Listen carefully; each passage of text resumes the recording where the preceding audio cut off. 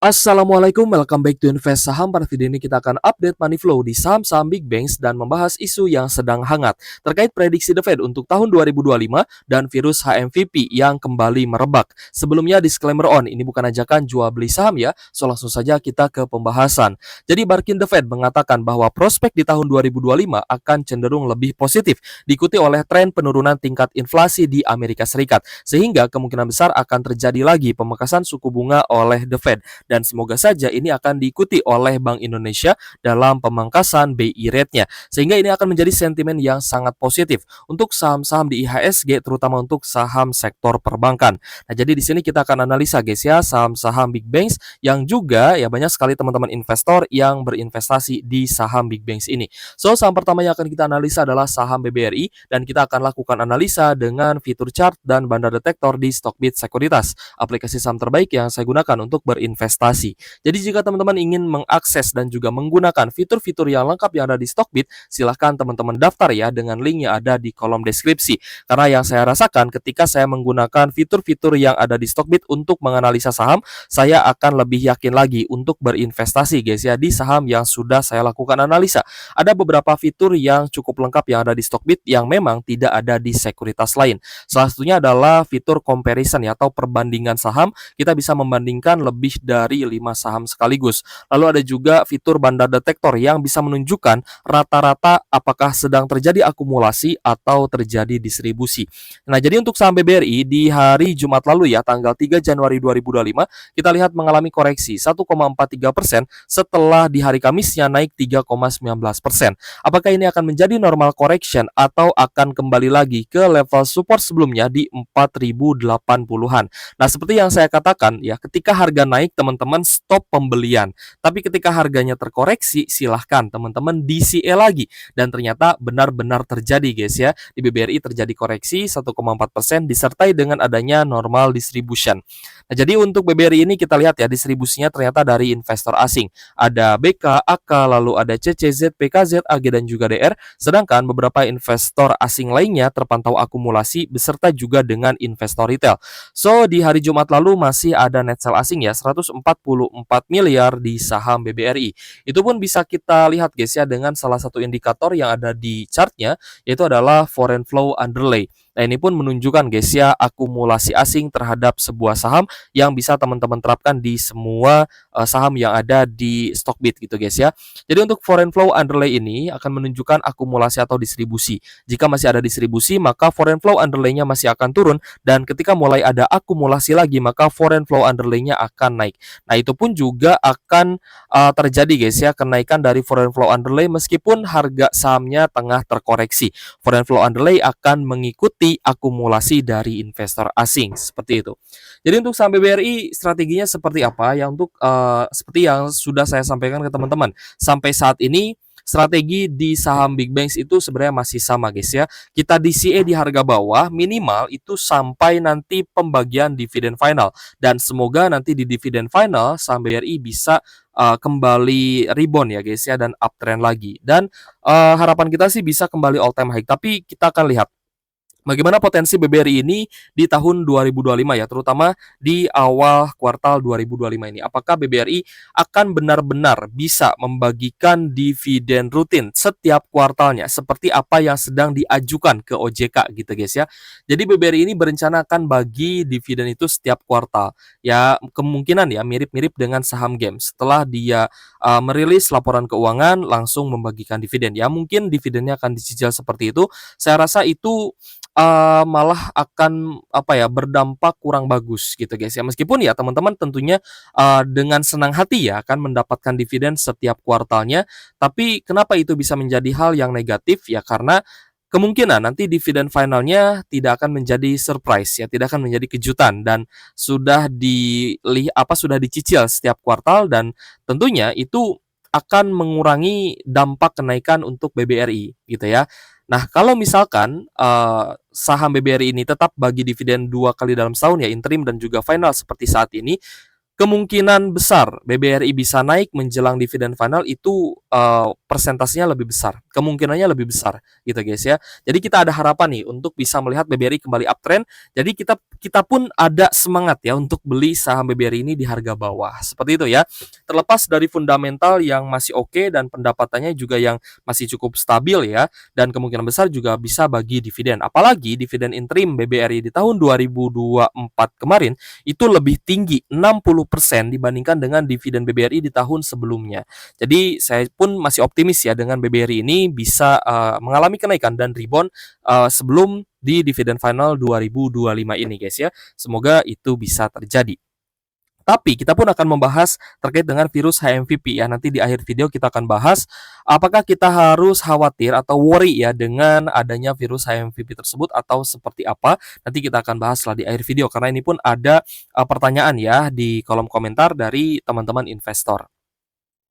Saham selanjutnya adalah BBNI ya, di mana BBNI pun ya ada normal correction setelah di hari Kamis itu naik 5,52%, hari Jumatnya ada koreksi 1%-an ya di 4.540 untuk harga closing. Tapi kita lihat di 3 Januari kemarin ya, ini cukup netral. Alias antara akumulasi dan distribusi sebenarnya ini masih cukup imbang. Tapi kalau misal kita tracking ya, ternyata investor asingnya masih ada net sell untuk BBNI sebesar 144 miliaran.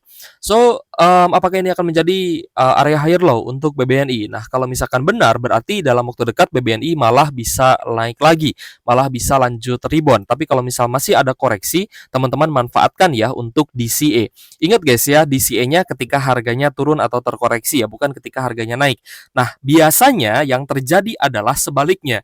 Ya, ketika harga naik, kita yakin ini awal dari rebound, ini awal dari kenaikan. Oh, saya beli banyak.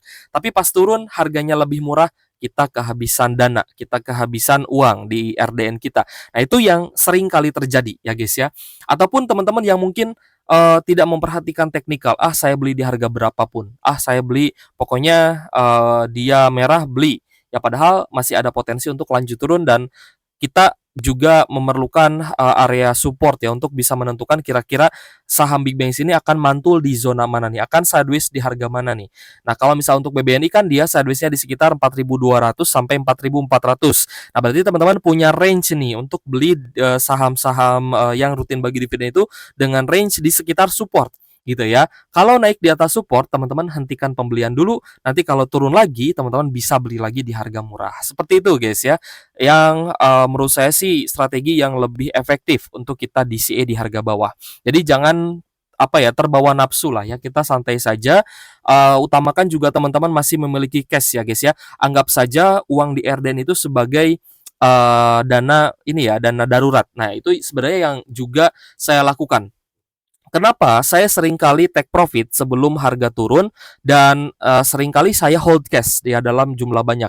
Itu karena saya menganggap uang di RDN itu sebagai dana darurat. Gitu guys ya, paham guys ya? Jadi gini, kalau misalkan sahamnya sedang bagus, sedang naik, ya kita bisa lah ya, kita bisa invest atau teman-teman mungkin ada yang trend following, ada yang swing trade, ya mungkin apa trading plan-nya akan bagus gitu ya, akan terjadi bagus gitu ya, akan work lah ya. Tapi ketika marketnya sedang turun ya dan teman-teman mungkin malah nyangkut ya, yang tadinya mau swing, teman-teman beli di swing low ternyata bisa turun lagi gitu ya. Malah nyangkut ya, maka teman-teman malah cash-nya akan terhambat gitu guys ya. Dan yang saya lakukan adalah ketika turun ya saya melakukan take profit ya sebelum dia patah tren, itu saya sudah take profit. Jadi ya 60% atau 50% itu dalam bentuk cash di RDN dan saya anggap itu sebagai dana darurat gitu guys ya. Ya takut-takut kalau misalkan ada hal-hal seperti COVID lagi ya, nanti itu akan nyambung dengan pembahasan kita terkait dengan virus HMVP. Nanti kita akan bahas. Oke, selanjutnya adalah Bank Mandiri. Nah, untuk BMRI sendiri ada koreksi 0,85%. Ini tentu saja adalah normal correction ya. Tapi ada big distribution nih, terutama dari investor asing ya, dengan net sell 98,3 miliar. Jadi untuk Bank Mandiri pun ya kita lihat ada zona support di 5.500. Tapi kan dia tidak turun ya sampai di 5.500. Jadi dia hanya koreksi sampai di 5.600, lalu ada sideways. Nah, di fase sideways ini teman-teman juga bisa beli gitu ya. Tapi ketika naik, teman-teman santai santai dulu ya, lalu dia turun lagi nih ya kan di 5.700-an, dia kembali turun ke 5.600, seharusnya teman-teman beli lagi. Jadi di range 5.600 sampai di bawah 5.700 ya. Di bawah 5.700 teman-teman bisa cicil beli lagi. Dan di level saat ini di 5.800, kalau misal teman-teman merasa BMRI besok masih bisa turun, ya tunggu lagi di bawah 5.700 gitu ya guys ya. Itu adalah untuk trik ya supaya kita selalu mendapatkan average termurah untuk saham Big Banks dengan memperhatikan level supportnya. Selanjutnya adalah saham BBCA, di mana BBCA ini ada normal correction juga 0,5%, close di Rp9.850 per sahamnya. Tapi kita lihat masih ada small distribution alias distribusi ya, terutama dari investor asing meskipun tidak terlalu besar, hanya net sell 57 miliar saja. Tapi kita lihat ada BK, AKCC, ZP, dan YU sebagai top seller untuk BBCA di hari Jumat kemarin guys ya. Dan kita akan tambahkan juga ya analisa kita itu kita akan bahas juga Astra International. Nah, jadi PPN 12% akan diberlakukan hanya untuk barang-barang mewah. Tapi untuk mobil ya guys ya, saya juga curiga bahwa bahkan mobil pun akan terkena PPN 12%. Tapi tentunya akan diberlakukan juga penambahan pajak kendaraan yaitu pajak option karena itu wajar ya karena orang-orang yang memiliki mobil yaitu taraf hidupnya sudah berada di atas level kecukupan. Ya alias dia sudah di level menengah ke atas lah ya. Seharusnya seperti itu, karena orang-orang miskin ya, jangankan untuk beli mobil ya, untuk makan sehari-hari pun mereka masih berpikir gitu ya. Sedangkan orang-orang yang bisa ya membeli kendaraan ya roda 4 ya, baik itu mobil ya guys ya, tentu saja mereka sudah apa ya, rezekinya sudah berada di atas level kecukupan lah ya, sudah di atas rata-rata orang lainnya, seperti itu ya. Nah, jadi untuk Astra International kita lihat juga cukup menarik ya, karena dia berada di level support dan ada pantulan lagi-lagi ya guys ya, mantul di support MA 150-nya. So untuk Astra International di hari Jumat lalu cukup sideways di Rp4.950 per saham, dan tentunya kita lihat juga ada insentif dari pemerintah untuk mobil hybrid dan semoga ini bisa menjadi sentimen positif untuk Astra International. Untuk ASI cukup netral, kita cek antara akumulasi dan distribusi ya dari beberapa investor besar ini cukup netral ya, meskipun ada net sell asing 958 jutaan saja. Itu dari KZ, AK ya sebagai top seller. Sedangkan BKYU terpantau akumulasi. Nah, jadi kita akan membahas guys ya terkait dengan virus HMPV, Human Metapneumovirus ya guys ya. Ini berawal dari China dan lagi-lagi ya guys ya berawal dari China. Di tahun 2024 lalu saya pun sempat beberapa kali membahas virus-virus baru ya guys ya. Ada virus Welvi dan sebagainya ya. Banyak yang saya bahas gitu ya, dan memang diberitakan ini banyak sekali virus-virus ya. Kalau nggak salah di berita itu sempat terjadi atau ada 3 virus lah ya yang sempat saya baca di berita dan beberapa saya bahas juga ya ke teman-teman. Tapi ternyata virus yang diberitakan itu tidak terjadi. Ini kita coba ambil dari beberapa sudut pandang ya. Sudut pandang pertama itu, ya beberapa virus sudah rilis di berita ya, sudah diberitakan tapi tidak terjadi, tidak membesar seperti COVID-19 gitu ya. Itu sudut pandang pertama. Jadi kita tidak usah terlalu khawatir nih dengan virus yang sedang terjadi. Kalau misal teman-teman sudah all in di saham, pastikan sahamnya saham bagus yang setidaknya jika nanti harganya turun pun teman-teman berani untuk beli lagi di harga bawah. Misal BBRI ini, misal BBRI tiba-tiba turun gitu ya. Turun ke 3.000 misalkan. Nah, ketika teman-teman lihat bahwa prospek BBRI ini masih sangat positif, ya maka teman-teman tidak akan ragu untuk beli BBRI di harga 3.000 dan teman-teman bisa bahkan membeli BBRI di harga yang lebih murah untuk dividend investing, untuk selanjutnya financial freedom seperti itu. Jadi pastikan teman-teman all in itu di saham yang bagus ya dan juga rutin bagi dividen. Nah, sudut pandang kedua adalah virus ini bisa saja menyebar ya guys ya. Virus ini bisa saja menyebar jika antara agenda dan pemberitaan itu bertahan. Maksudnya gimana? Ya kita tahu lah ya bagaimana konspirasinya. Kita tahu bahwa virus ini ya berasal dari Cina seperti COVID-19. Tapi apakah berita ini akan terus terjadi dan virusnya akan terus menyebar ya ke berbagai negara? Nah, ini yang menjadi pertanyaan gitu guys ya. Jika memang virus ini benar-benar disebarkan ya dalam tanda kutip gitu guys ya, ya maka kita pun harus aware ya dengan hal tersebut. Dalam kasus ini saya tetap mencoba ya untuk melihat bahwa kita tetap harus punya dana darurat. baik itu untuk averaging down saham ataupun juga untuk masa-masa sulit ya, seperti COVID-19 yang waktu itu sempat terjadi di 2020 itu kita memang tidak expect itu akan terjadi juga di berbagai negara. Nah, itu adalah indikator yang harus teman-teman perhatikan. Apakah virus ini memang benar-benar menyebar di berbagai negara? Yang kita lihat di beritanya itu dari China kan ya, dari China lalu juga mulai menyebar ke beberapa negara lainnya. Ya, misalkan ada di Malaysia ya, dilaporkan ada 327 kasus positif HMPV pada 2024 guys ya.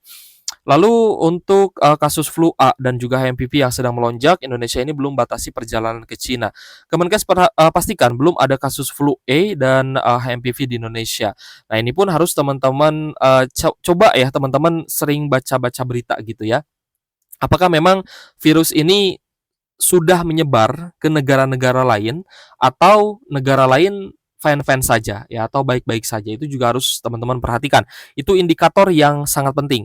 Kalau ada indikasi ya bahwa virus HMPV ini ternyata menyebar ke berbagai negara, maka lebih baik teman-teman coba untuk tahan dulu pembeliannya, tahan dulu DCA-nya dan pastikan teman-teman memiliki cash jika sewaktu-waktu ternyata pasar saham anjlok lagi. Seperti itu guys ya. So, untuk pembahasan kita pada video ini guys ya, semoga IHSG bisa rebound lagi ya, karena di hari Jumat kemarin IHSG kita cukup sideways dan ada kenaikan ya 0,02%. Meskipun secara money flow ternyata ada net sell dari asing di market reguler itu 479 miliar. Oke guys, semoga pembahasan kita pada video ini bermanfaat untuk teman-teman ya. Terima kasih sudah menonton. Dan sekali lagi, jika teman-teman ingin menggunakan fitur-fitur yang lengkap yang ada di Stockbit, silahkan teman-teman mendaftar ya dengan link yang ada di kolom deskripsi. Oke guys, thank you for watching. See you on the next video. Wassalamualaikum warahmatullahi wabarakatuh.